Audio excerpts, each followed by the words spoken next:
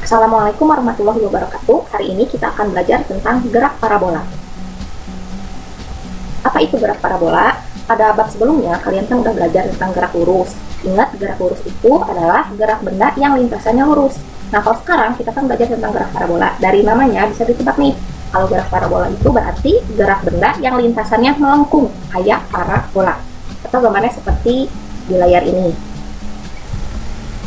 Contoh benda yang bergerak dengan lintasan parabola yaitu games Angry Bird. Tentu kalian tahu ya games ini. Kalau kita perhatikan, lintasan yang ditempuh oleh Angry Bird ini berbentuk parabola melengkung seperti yang ditunjukkan di layar kalian. Nah, berarti Angry Bird ini melakukan gerak parabola. Contoh berikutnya yaitu atlet lompat jauh. Kalau kita lihat di gambar, lintasan yang ditempuh oleh atlet ini berbentuk parabola atau melengkung seperti ini. Berarti atlet ini melakukan gerak parabola. Selanjutnya, manfaat gerak parabola salah satunya pada bidang militer, yaitu ketika menembakkan rudal maupun mortir untuk membantu rudal sampai ke tempat lawan. Kalau kita lihat, lintasan yang ditempuh oleh rudal tersebut berbentuk parabola. Berikut ini sebuah meriam yang ditembakkan dengan sudut 45 derajat terhadap tanah, lalu kecepatan awalnya 15 meter per sekon. Jadi ada sudut dan kecepatan awal. Ketika meriam ini ditembakkan, kira-kira bagaimana bentuk lintasan meriamnya? Kita buktikan bentuk lintasannya akan berbentuk parabola. Misalkan ada sebuah bola yang ditendang, lalu lintasannya berbentuk parabola seperti gambar. Sekarang kita coba gambarkan sumbu X dan sumbu Y. Dari sini bisa kelihatan kalau bola ini bergerak dalam dua sumbu, yaitu sumbu X dan sumbu Y. Maksudnya apa? Jadi benda ini bergeser ke kanan iya, bergerak ke atas juga iya. Makanya, benda yang bergerak parabola itu bisa dikatakan bergerak dalam dua sumbu, yaitu sumbu X dan Y. Jadi, gerak parabola bisa juga diartikan sebagai gabungan gerakan benda secara horizontal, yaitu pada sumbu X, dan vertikal, yaitu pada sumbu Y. Jadi, bendanya bergerak dalam dua sumbu ya, sumbu X dan sumbu Y. Berdasarkan hasil temuan Galileo, gerak benda pada sumbu X itu ternyata geraknya GLB. Sedangkan gerak benda pada sumbu Y yaitu GLBB. Nah, berarti bisa disimpulkan nih kalau gerak parabola adalah gabungan gerak GLB dan GLBB. Sekarang kita perhatikan benda yang bergerak dengan lintasan parabola. Di sini misalnya bola ditendang, ini posisi awalnya ditendang, lalu lintasannya seperti ini dan jatuh di titik ini. Jadi, syarat supaya benda bergerak parabola pertama itu harus ada sudut awal atau sudut relokasi yang biasanya antara 0 sampai 90 derajat. Kalau sudutnya 0, berarti kan bendanya bergerak horizontal ke kanan aja. Kalau sudutnya 90 derajat, berarti geraknya ke atas nih. Berarti nanti geraknya masuk gerak vertikal, seperti yang sudah dibahas pada bab sebelumnya. Jadi, supaya benda bergerak dalam lintasan parabola, harus ada sudut awal yang biasanya sudutnya antara 0 sampai 90. Syarat kedua, yaitu harus ada kecepatan awal atau V0. Kalian kan sudah belajar vektor. Kalau ada vektor yang miring kayak gini, harus diluruskan ke sumbu X dan sumbu Y.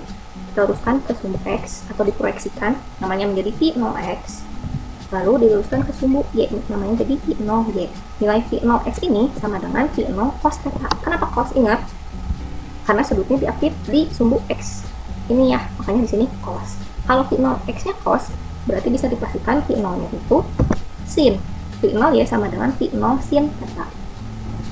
Sekarang kita perhatikan titik kedua yang dilalui oleh benda. Kan sudah dibahas, kalau pada sumbu X itu gerak bendanya GLB. Ingat, kalau GLB itu nilai kecepatannya tetap. Misalnya kalau di titik pertama nilai kecepatannya 5 meter per sekon, berarti di setiap titik pasti nilainya 5 meter per sekon.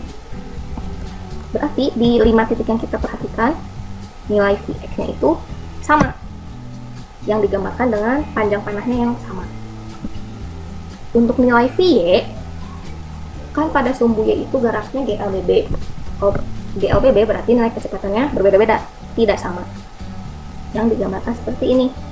Ketika benda bergerak ke atas, kan dia melambat, makanya panjang vektor yang di sini lebih pendek dari yang di awal. Sudah gitu, kan ini ada dua vektor, kita cari resultannya. Caranya digambar kotak, terus tarik garis ke tengah. Ini resultannya V-nya.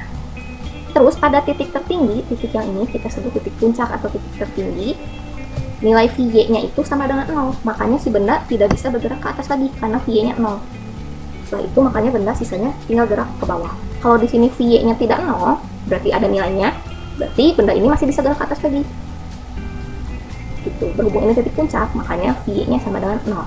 Ini kalian harus tahu ya, VY di titik puncak sama dengan 0. Berarti di titik puncak hanya memiliki nilai Vx saja. Selanjutnya titik yang keempat berarti VY-nya arahnya ke bawah karena benda sedang bergerak ke bawah. Terus kalian gambarkan vektor resultannya seperti ini. Dan titik yang terakhir kelima, Vx yang ke kanan, nilai V-nya ke bawah. Karena benda sedang bergerak ke bawah. Setelah itu kalian gambarkan vektor resultannya. Itu V. Nah, sekarang kita masuk ke matematis dari gerak parabola. Tadi, pada sumbu X gerak benda itu GLB, sedangkan pada sumbu Y geraknya itu GLBB. Ingat, gerak parabola itu gabungan gerak GLB dan GLBB. Terus kita memperhatikan itu dipisah kayak gini. Jadi XX saja, Y saja. Biasanya yang ditanyakannya itu nilai kecepatan. Dari slide sebelumnya, nilai V0x itu sama dengan V0 cos theta. Ingat, pada sumbu X itu GLB, berarti nilai kecepatannya sama. Dimanapun titiknya, nilai kecepatannya sama.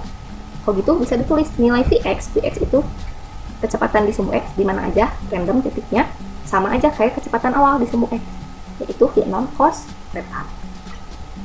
Kalau buat sumbu Y, nilai V0Y-nya sama dengan V0 sin theta. Dari slide sebelumnya ini udah dijelaskan. Untuk nilai VY-nya berarti titik selain yang titik awal, nilainya berbeda ya sama V0Y, soalnya gerak pada sumbu Y itu GLBB. Nah, terus gimana dong cari VY-nya? Kita balik lagi ke persamaan GLBB pada bab sebelumnya. Kan ada 3 persamaan. Untuk nyari V, kita gunakan persamaan ke-1. Vt sama dengan V0 plus minus AT. Karena ini sumbu Y, si simbol V-nya ditambahkan simbol Y. Jadi kayak gini, Vty sama dengan V0Y plus minus A-nya itu diganti gravitasi, karena gerak pada sumbu Y hanya dipengaruhi oleh gravitasi, dikalikan sama T. Nah, Vty ini tidak umum dipakai atau nggak enakan. Biasanya T-nya itu dicoret, jadi persamaannya Vy sama dengan V0-nya ini diganti sama ini ya, V0 sin theta disubstitusikan. Jadi di sini V0 sin theta plus minus Gt. Ini persamaan kecepatan di sumbu X dan Y. Terus kan di sini ada kecepatannya di sumbu X sama di sumbu Y. Kalau kecepatan totalnya gimana? V ajahnya gimana? Caranya tinggal pakai kuadrat lalu diakarkan. Kayak gini. Ini tuh ngomongnya dari vektor, kan sumbu X sama Y itu selalu tegak lurus, makanya pakai vektornya yang tegak lurus atau yang siku-siku. Jadi nilai V itu sama dengan akar Vx kuadrat ditambah Vy kuadrat. Selanjutnya, yang suka ditanyain yaitu posisi atau jarak sama aja. Untuk GLB, persamaannya kan cuma satu ya, si S sama dengan V kali P. Nah, di sini persamaannya tetap sama, cuman beda simbol aja. Kalau di sumbu X yang GLB, X itu biasanya diganti simbolnya menjadi X. Terus, V-nya diganti menjadi V0X. Nah, ini. Karena kecepatan di sumbu X. Dikalikan dengan T. Nah, V0X-nya kita ganti dengan V0 cos theta. Persamaannya menjadi seperti ini. X sama dengan V0 cos theta dikalikan T. Ini persamaan posisi untuk sumbu X. Selanjutnya persamaan posisi untuk sumbu Y. Karena sumbu Y itu geraknya GLBB, makanya kita pakai persamaan GLBB. Ingat, persamaan GLBB ada 3 ya. Untuk mencari posisi, kita menggunakan persamaan yang kedua. S sama dengan V0P plus minus setengah AT kuadrat. Nah, di sini sama aja persamaan yang dipakainya, cuma diganti simbolnya. Karena ini sumbu Y, S-nya itu biasanya diganti simbolnya jadi Y. Ini sama aja jarak, ketinggian, sama aja satuannya meter. Lalu V0-nya ditambahkan Y di sini, plus minus setengah A-nya digantikan dengan G dikali T kuadrat. V0Y-nya kita ganti dengan V0 sin theta. Dari atas sini persamaannya menjadi Y sama dengan V0 sin theta dikali T plus minus setengah GT kuadrat. Ini persamaan posisi untuk sumbu X dan Y. Contoh soal. Seorang anak menendang bola dengan kecepatan 10 meter per sekon pada arah yang membentuk 37 derajat terhadap tanah. Yang ditanyakan, tentukan kecepatan dan posisi bola setelah 0,5 sekon. Langkah pertama, biar kebayang, kalian gambarkan dulu aja lintasan yang tentunya berbentuk parabola. sudutnya itu 30 derajat, 37 derajat maksudnya, lalu kecepatannya 10 meter per sekon, berarti 10 ini itu V0 nya, kecepatan awalnya. Oke, V0 nya sebenarnya 10. Yang ditanyakan ada dua. Jadi yang ditanyakan itu pada saat waktunya 0,5 sekon, kecepatannya berapa, terus posisinya di mana. Posisi itu biasanya ditanyainnya koordinat x, y nya. Berarti kalian sebenarnya harus nyari 3 ya, kecepatan x dan y. Langkah pertama setelah menggambar yaitu kalian tentukan nilai V0x dan V0y. Caranya tinggal diproyeksikan V0x kayak tadi, karena diapit sudutnya jadi V0 cos 37. V0 nya 10, nilai cos 37 itu 4 per 5. Jadi 10 kali 4 per 5 itu 8 meter per sekon. Sekarang kita cari V0y. Jadi kalau V0y mah pasti pakai sin ya. V0y sama dengan V0 sin 37. V0 nya 10, sin 37 nya 3 per 5. 10 dikali 3 per 5 yaitu 6 meter per sekon. Nah, kalian udah dapat V0x sama V0y. Sekarang kita lanjut, kita cari nilai V dulu, yaitu kecepatan, menentukan kecepatan. Tadi kan udah jelasin, kalau mau nyari kecepatan V itu persamaannya yang ini ya, akar Vx kuadrat ditambah Vy kuadrat. Berarti mau nyari V, kalian tuh harus tahu Vx dan Vy. Nah, cari dulu masing-masing. Kita cari Vx dulu. Ingat, nilai Vx itu sama dengan nilai V0x, soalnya di sumbu x itu GLDB, jadi kecepatan yaitu sama kayak kecepatan awal di sumbu x. Vx nya sama dengan V0x yaitu 8, yang tadi udah dihitung di slide sebelumnya. Sekarang kita cari Vy. Oke, persamaannya V0y plus minus gt.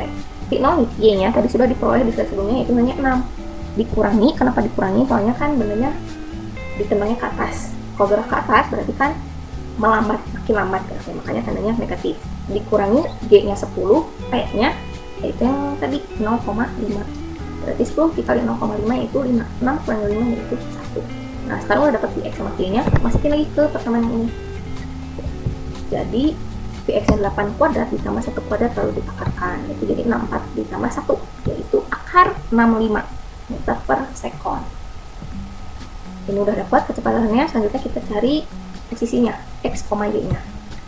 Kalau ditanyakan x, y berarti yang ditanyakan itu posisi. Jadi persamaan posisinya sudah dijelaskan. Untuk nyari x yaitu persamaannya V0x dikali P. V0x nya udah dapat 8, P nya itu 0,5. Berarti 8 dikali 0,5 itu 4 meter.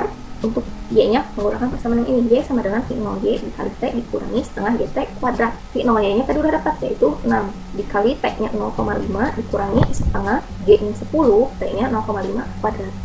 6 dikali 0,5 hasilnya itu 3 dikurangi hasil perkalian ini itu 1,25. Jadi 3 dikurangi 1,25 yaitu 1,75 meter. Berarti kalau digambarkan pada saat waktunya 0,5 sekon, benda itu berada pada jarak 4 meter di sumbu X.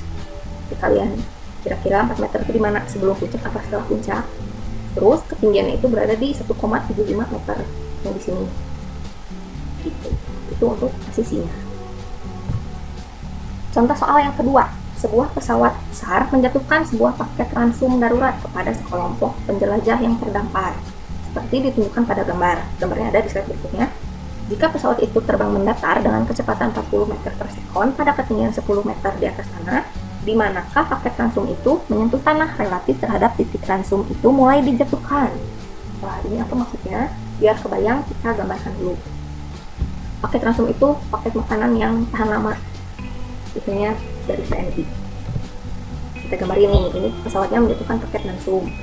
Pesawat itu terbangnya mendatar, anggaplah ke kanan dengan kecepatan 40 meter per sekon. Ketika paketnya dijatuhkan, ternyata lintasan yang ditempuhnya itu berbentuk parabola kayak gini, setengah parabola ya, kayak dari puncak ke tanah. Jadi paketnya itu nggak jatuh lurus ke bawah begitu saja, tapi dia melengkung. Soalnya ketika dijatuhkan, pesawatnya sedang bergerak ke kanan, hanya lintasannya berbentuk setengah parabola. Terus tadi diketahui ketinggian pesawatnya ketika paket dijatuhkan itu 100 meter. Berarti 100 meter itu Y-nya. Yang ditanyakan, di manakah paket ransum ini jatuh?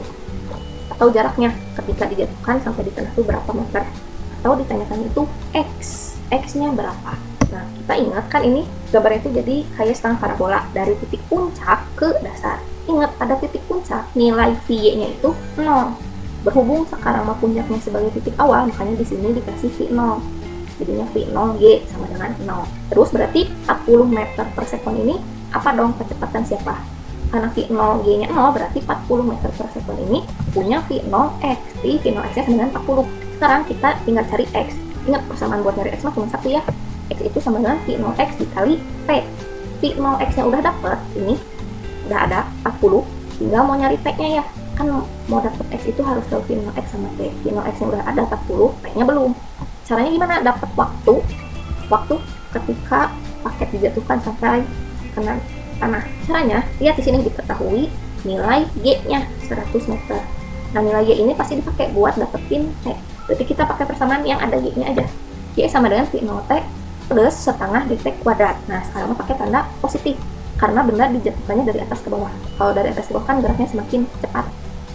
Makanya tandanya positif. Nilai Y-nya 100, V0G-nya ini 0 dari sini dikali P ditambah setengah G-nya 10, P kuadratnya dicari. Ini kan 0 dikali P 0 habis ya. Berarti persamaannya jadi 100 sama dengan 5T kuadrat. Berarti T kuadrat sama dengan 5-nya pindah ruas jadi 100 per 5, yaitu 20. Ini tuh masih T kuadrat. Berarti T-nya aja tinggal diakarin. T sama dengan akar 20 atau sama dengan 2 akar 5 sekon. Nah, P-nya udah dapat, tinggal substitusi ke persamaan yang awal ini. V0X-nya tadi 40, P-nya yang tadi diperoleh 2 akar 5. Nah, dikalikan jadinya X sama dengan 80 akar 5 meter. Cukup sekian pembelajaran kali ini. Semoga paham. Wassalamualaikum warahmatullahi wabarakatuh.